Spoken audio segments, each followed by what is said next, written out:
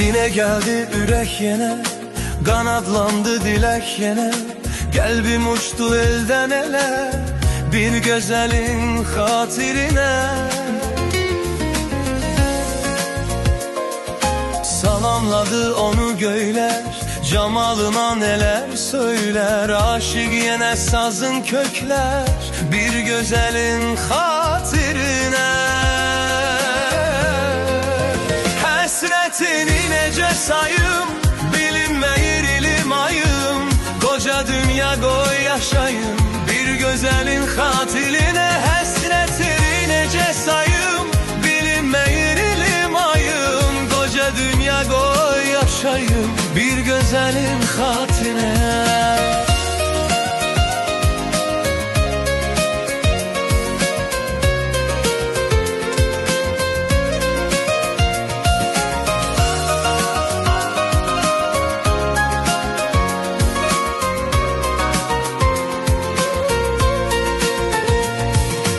Demə adi bir insandı, dodaq sustu, dil dayandı.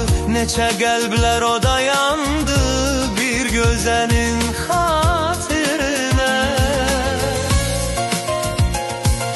Çiçək sənə bəzək deyil, heç mənə də gərək deyil. Səni sevən ürək deyir, bir gözəlin xatirinə. Həsrətini necə sayım, bilinməyir ilim ayım. Qoca dünya qoy yaşayım, bir gözəlin xatirinə.